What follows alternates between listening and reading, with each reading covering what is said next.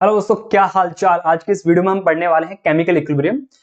Chemical equilibrium में यार जो जो इंपॉर्टेंट चीजें हैं, जो जो इंपॉर्टेंट फॉर्मूले हैं, सारे जहां से क्वेश्चन आता है, सारे कुछ मैं इस शॉर्ट वीडियो में कवर करने वाला हूं। ठीक है, इससे पहले हमारी इस मानसिक सीरीज में हम लोग एटॉमिक स्ट्रक्चर और मोल कॉन्सेप्ट कवर कर चुके हैं। जिस जिस बच्चे को वो जाके कवर करना है वो कर सकते हैं यार। और ये यूजफुल उन लोगों के लिए है जो जो बच्चे अभी 11th पास करके आए हैं और नीट की तैयारी कर रहे हैं। उनको रिवाइज करना है एक बार छोटे से वीडियो में जहां सब कुछ कवर हो जाए, वो इसका यूज कर सकते हैं। साथ ही साथ जो नीट 2025 एग्जाम दे रहे हैं, जिनको रिवीजन करना है ना, उस पर्पज के लिए इस वीडियो को आप यूज कर सकते हैं। ठीक है, तो चलिए शुरुआत करते हैं केमिकल इक्विलिब्रियम की। ओके, तो देखो यार, केमिकल इक्विलिब्रियम से पहले हम एक बार जनरल बात कर लेते हैं कि इक्विलिब्रियम क्या है। इक्विलिब्रियम मतलब इन जनरल बात करी जाए, किसी अभी रिएक्शन के लिए बात नहीं करते हैं। वैसे ही अगर मैं किसी एक सिस्टम के लिए बोलूं या फिर मैं किसी एक इंसान के लिए बोलूं, तो इक्विलिब्रियम का मतलब क्या हुआ कि एक ऐसी स्टेट यार जहां पे उस चीज में कोई चेंज नहीं हो रहा है, या फिर जितना चेंज हो रहा है उतना रिवर्स चेंज हो जा रहा है। ठीक है, उसको हम क्या बोलते हैं, इक्विलिब्रियम।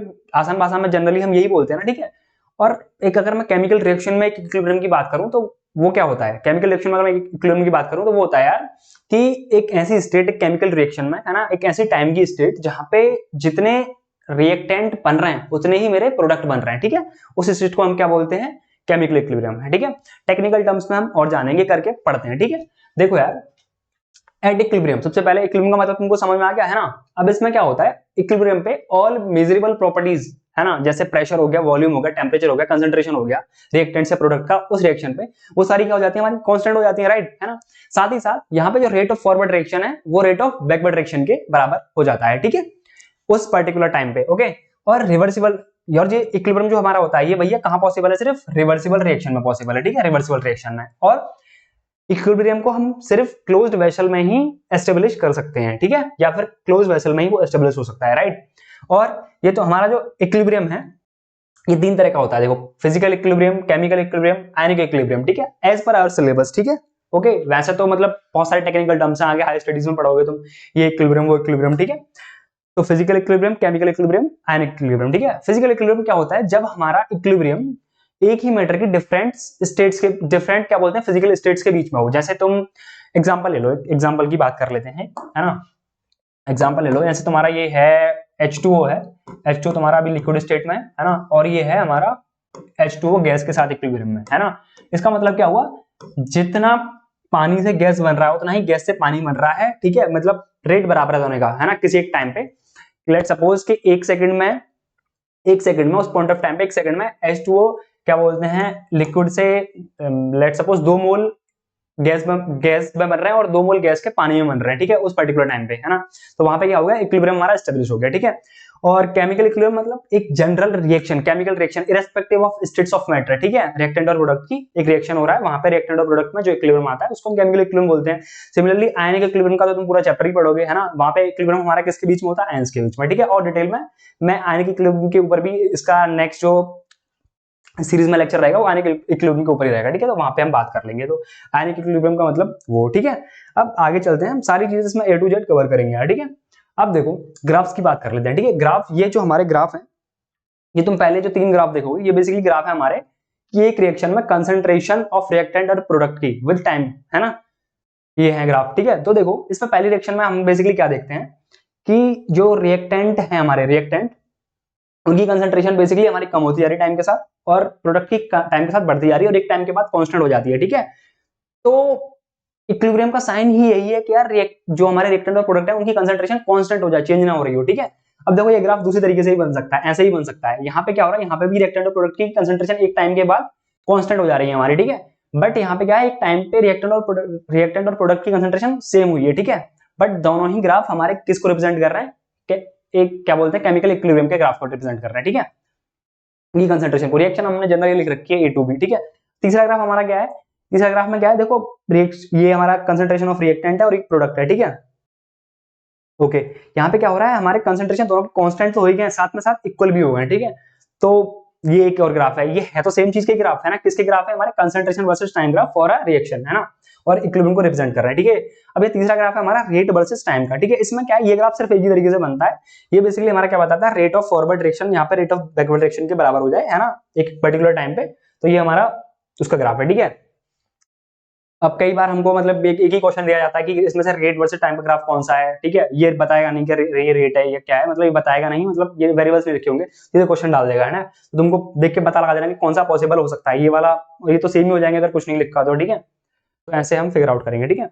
आगे चलते हैं हमारा यार, आगे है हाँ, कैलकुलेशन ऑफ इक्विलिब्रियम कांस्टेंट, ठीक है। अब इक्विलिब्रियम कांस्टेंट एक जनरल इक्वेशन लिखी हुई है, a plus A B B और इससे मिलके हमारा c और d बन रहा है बेसिकली। ये a b c d क्या है, हमारा इक्विलिब्रियम कांस्टेंट है, इनके सॉरी स्टोइकियोमेट्रिक कोएफिशिएंट है, ठीक है। तो इक्विलिब्रियम कांस्टेंट हमारा बेसिकली क्या होता है, इक्विलिब्रियम कांस्टेंट हमारा एक मेजर है यार, ये पता करने का कि एक रिएक्शन हमारी कितनी कंप्लीट हो गई है, ठीक है, तो उसका आइडिया देता है, ओके। और देखो कि इसको निकालते कैसे हमारा, ये हम लिखते हैं कंसंट्रेशन, ऊपर प्रोडक्ट की लिखते हैं, नीचे रिएक्टेंट की लिखते हैं, उस पे क्या बोलते हैं स्टोइकियोमेट्रिक कोएफिशिएंट, इनकी पावर में लिख देते हैं, ठीक है।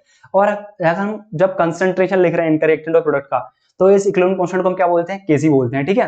आप लोगों ने चैप्टर, मैं ये मान के पढ़ा रहा हूँ ये लेक्चर को कि आप लोग एक बार पढ़ रखे हैं इसको, है ना, बस रिवीजन पर्पज से इस लेक्चर को देख रहे हैं, ठीक है यार।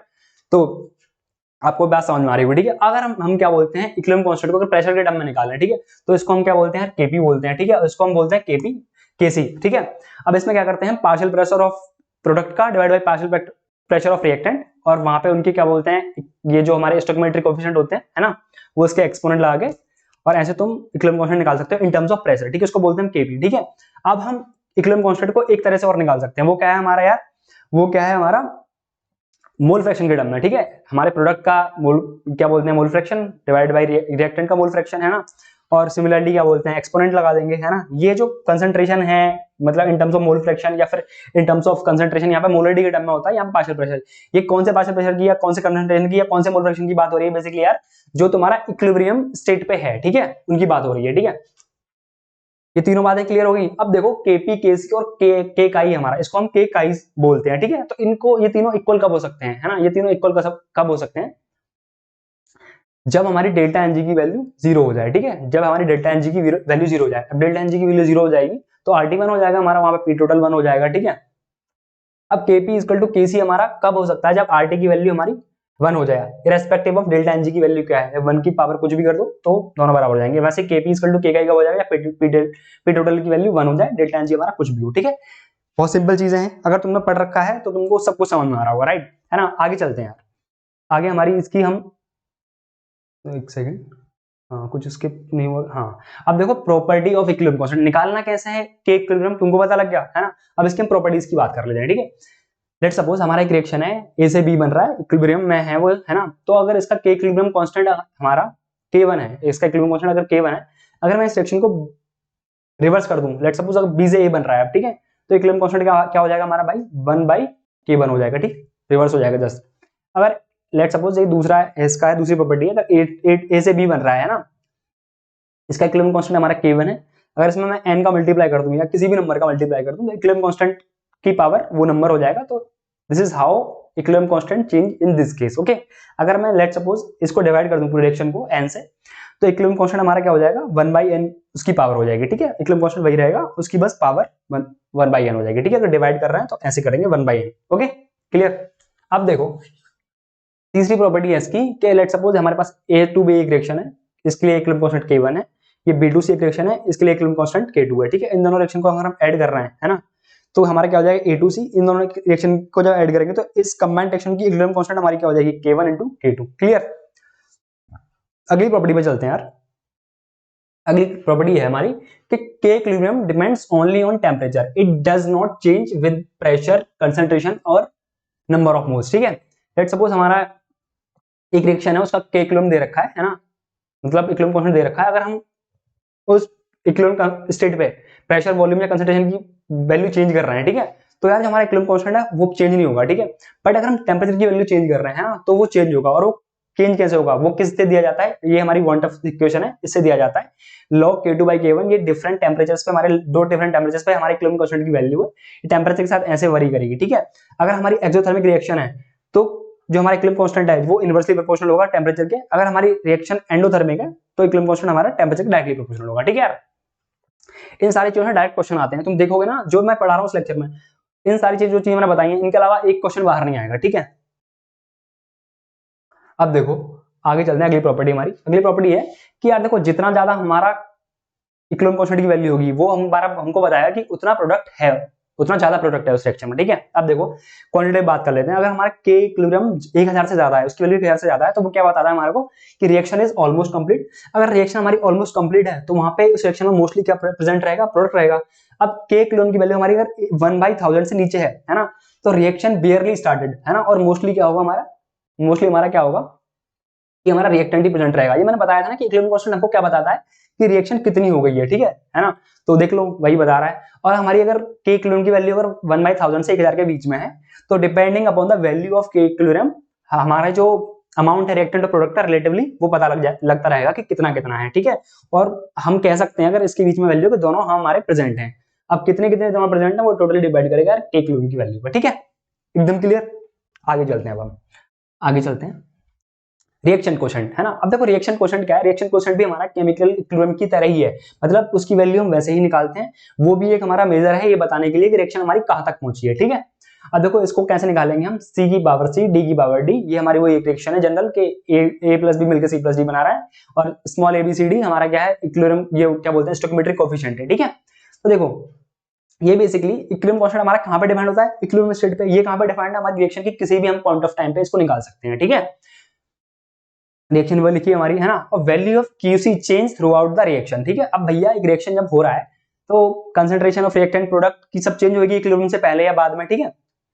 तो QC की वैल्यू भी चेंज होगी है ना, तो वही चीज यहाँ पे लिखी हुई है ना। अब देखो QC की वैल्यू अगर हमारी कम है KC से, इसका मतलब क्या है भैया, रिएक्शन प्रोसीड अभी हमारी करेगी फॉरवर्ड डायरेक्शन में, अभी रिएक्शन कंप्लीट नहीं हुई है, ठीक है, मतलब इक्विलिब्रियम पे नहीं पहुंची है। और QC की वैल्यू ज्यादा है ना, तो रिएक्शन कहां प्रोसीड करेगी हमारी बैकवर्ड डायरेक्शन में टू अचीव द इक्विलिब्रियम, ठीक है। और QC इक्वल टू KC है, तो इसका मतलब क्या होगा हमारी रिएक्शन कहां पे है, इक्विलिब्रियम पे है, ठीक है। वेरी गुड है ना। अब देखो इक्विलिब्रियम मिक्सचर की बात कर लेते हैं, ठीक है। अब हमने K Q दे तो देख लिया कि निकालते कैसे हैं, ठीक है। अब एक्चुअल में एक बार निकालते कैसे वो देख लेते हैं, मतलब ठीक है। फॉर्मूला तो हमने देख लिया था है ना। अब एक्चुअल बात कर लेते हैं। लेट्स सपोज कि 2A मिलके हमारा B बना रहा है, ठीक है। टाइम इक्वल टू 0 पे कंसंट्रेशन A की इतनी दे रखी है C, और B की तो भैया 0 पे, टाइम इक्वल टू 0 पे 0 ही होगी, ठीक है। अब हम इसको कैसे लिखेंगे, C माइनस 2x, और ये हमारा x बनेगा ऐसे है ना। ये हमारे को बेसिकली कंसंट्रेशन दे रखी है यहाँ पे कंसंट्रेशन, तो इसके लिए हम KC कैसे लिख देंगे, x डिवाइड बाई ये बेसिकली क्या है कंसंट्रेशन, x क्या है कंसंट्रेशन ऑफ B की इन टर्म्स ऑफ मोलरिटी, क्योंकि ये कंसंट्रेशन हमको दे रखी है मोलरिटी में दे रखी है, ठीक है। कंसंट्रेशन जनरली मोलरिटी में दी जाती है, ठीक है। तो x divide by C minus 2x की पावर x स्क्वायर, ठीक है। जो एक हमारा कांस्टेंट था स्टोइकियोमेट्रिक कोएफिशिएंट वही लिखना है यहाँ पे, मैंने तुमको जैसे बताया था, ठीक है। अगर मान लो यहाँ पे हमको नंबर ऑफ मोल्स दे रखे हैं, तो हम क्या करेंगे n माइनस 2x, और यहाँ पे इसके x मोल बनेंगे क्योंकि इसके 2 से 1 बनता है, तो 2x से x बनेगा, ठीक है। अब इस केस में हम डायरेक्ट ऐसे नहीं लिख देंगे x divide by n minus 2x की पावर स्क्वायर, ठीक है। हम क्या करेंगे उसकी मोलरिटी निकालेंगे, ठीक है। Number of moles divide by volume, तो वहां से मोलरिटी निकल जाएगी, तो उस केस में हम ऐसे लिखेंगे किसी की वैल्यू, क्लियर है ना। अब देखो अगला केस है हमारा कि अगर हमको प्रेशर दे रखा है ना, प्रेशर अगर हमको दे रखा है तो इक्विलिब्रियम मतलब स्टार्टिंग प्रेशर रिएक्टेंट की वजह से रहेगा, तो पूरा प्रेशर P फिर ये 0। अब इक्विलिब्रियम पे लिख देंगे हम P माइनस 2x और x, ठीक है। अब Kp की वैल्यू हम निकाल लेंगे, फिर x मतलब पार्शियल प्रेशर है बेसिकली B का, और यहाँ पे ये क्या है, यहाँ पे ये इसका रिएक्टेंट का प्रेशर है, ठीक है, P माइनस 2x और स्क्वायर, ठीक है। एकदम क्लियर है ना। ऐसे ही बताया वो तुम्हारी टीचर ने जब तुमने पढ़ा होगा, ठीक है। तो ये तुम्हारा हो गया एक बार रिविजन, ठीक है। अगेन मतलब तुम ये मत सोचना कि सर डीप में नहीं बता रहे, ठीक है। इस लेक्चर का एक्चुअली पर्पस यही है यार कि रिवीजन हो सके तुम्हारा, ठीक है। डिटेल में पढ़ना है तो मैं वो भी पढ़ाऊंगा इस चैनल पे, ठीक है। तो तुम वहां जाके देख सकते हो, ठीक है। अब देखो अगर हमको डिग्री ऑफ डिसिशन दे रखी है, अल्फा इज गिवन, ठीक है। अल्फा जो हमारा क्या होता है डिग्री ऑफ डिसिशन होता है, ये हमको बताता है कि यार एक मोल से कितना पार्ट टूट के जा रहा है, ठीक है, वो बताता है, ठीक है। तो अल्फा इज डिफाइंड फॉर 1 मोल है ना, और अल्फा हमारा क्या होता है 0 से 1 में होता है, फ्रैक्शन में होता है, ठीक है। अब देखो अगर ये देखा हो तो हम KC की वैल्यू या फिर Kp की वैल्यू कैसे निकालते हैं, ठीक है। लेट्स सपोज हमारी रिएक्शन है 2A से हमारा B बन रहा है, टाइम इक्वल टू 1 पे इसका 1 मोल है, टाइम इक्वल टू 0 पे इसका 1 मोल है, इसका 0 है, तो भैया एक से अल्फा टूट के जाएगा और इसके एक अल्फा से इसका अल्फा बाई 2 बनेगा, ठीक है। ये बेसिकली क्या है हमारा मोल है, ठीक है। अब मोल है, मोल दे रखा तो KC निकालने के लिए अगर वॉल्यूम से डिवाइड करनी पड़ेगी है ना, यहाँ पे दोनों के लिए वॉल्यूम से डिवाइड करना पड़ेगा है ना। तो उस केस में हम KC वैसे निकालेंगे। लेट्स सपोज हमारे 10 मोल दे रखे हैं, इसका 0 है, तो 1 मोल से अल्फा जाएगा है ना, और 10 मोल से कितना जाएगा 10 into 1 माइनस अल्फा, तो यहाँ से इसका जस्ट हाफ बन जाएगा, ठीक है। जितने इसके जा रहे हैं उसका हाफ बन जाएगा। उस केस में हम ऐसे लिखेंगे, वॉल्यूम का यूज हम यहाँ पे करेंगे, ठीक है। तो अल्फा वाली बात भी दूर हो गई एकदम, ठीक है। अगेन देखो अब हमारा आता है लीच-एटरल प्रिंसिपल, ठीक है। लीच-एटरल प्रिंसिपल बेसिकली यार हमारा क्या कहता है कि अगर हमारा लेट्स सपोज किसी रिएक्शन में इक्विलिब्रियम आ रखा है, अब हम उसको इक्विलिब्रियम को डिस्टर्ब कर रहे हैं by putting some external factor, ठीक है। कौन से एक्सटर्नल फैक्टर हो सकते हैं, लेट्स सपोज हम कंसंट्रेशन चेंज कर रहे हैं, हमको उसमें प्रोडक्ट डाल दे रहे हैं, रिएक्टेंट डाल दे रहे हैं, ठीक है, या फिर प्रेशर या ऊपर नीचे कर दे रहे हैं, टेम्परेचर ऊपर नीचे कर दे रहे हैं, तो हमारी इक्विलिब्रियम स्टेट है ना, वो कैसे चेंज होगी, ठीक है।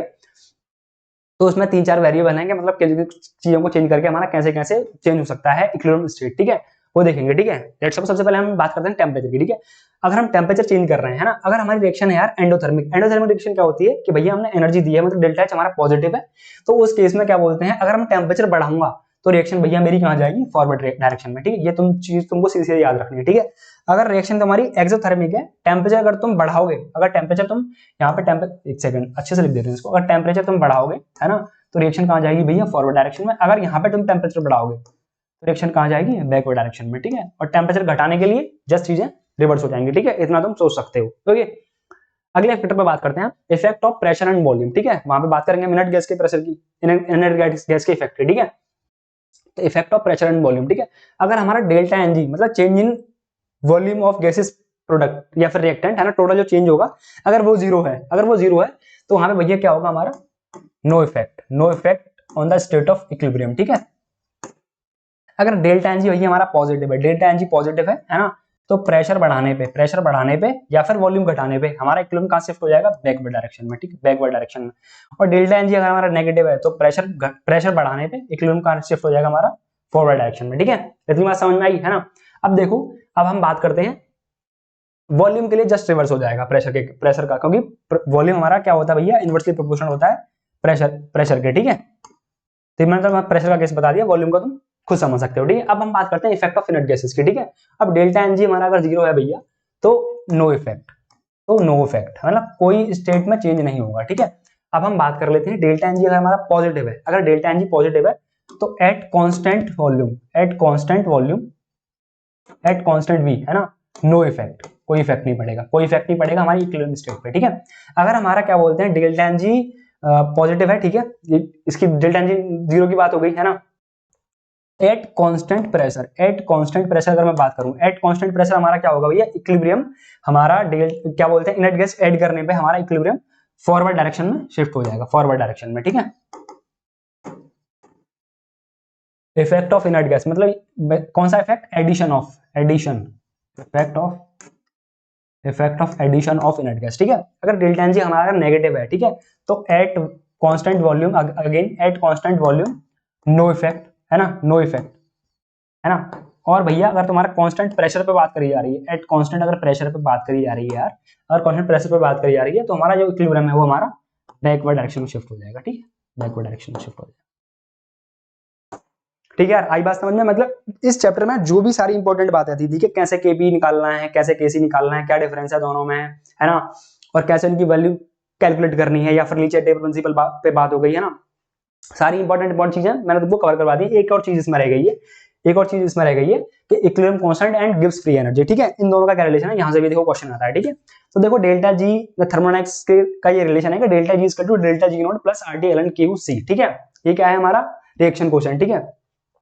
इसमें हमको ध्यान क्या रखना है, अगर हम इक्विलिब्रियम पे बात कर रहे हैं तो डेल्टा जी हमारा क्या हो जाता है, जीरो हो जाता है, तो डेल्टा जी नॉट हमारा क्या हो जाएगा, माइनस आर टी, है ना, और एल एन, और क्यू सी हमारा क्या हो जाएगा भैया, के सी हो जाएगा, ठीक है। तो अब यहाँ से हम कैलकुलेट कर लेंगे, ये रिलेशन है बेसिकली, हमको जो भी रिएक्शन में दिया हो डेल्टा जी का रिलेशन अगर पूछे तो तुम इसको यूज करके निकाल देना, ठीक है। अब तुमको क्या करना है, मतलब तुमने चैप्टर पढ़ रखा है तो एक बार अगर तुमने ये वीडियो देख ली है तो तुम्हारा रिवीजन हो गया, जाके तुम क्वेश्चन प्रैक्टिस कर लो, ठीक है यार। तो this is all about today's video. I think यार आपका रिवीजन अच्छे से हो गया होगा, ठीक है। मुझे नहीं लगता कि इसमें कुछ कंफ्यूजन वाली बात है, तुमको कुछ पूछना है तो तुम कमेंट करके पूछ सकते हो, ठीक है यार। तो this is all for today, thank you guys.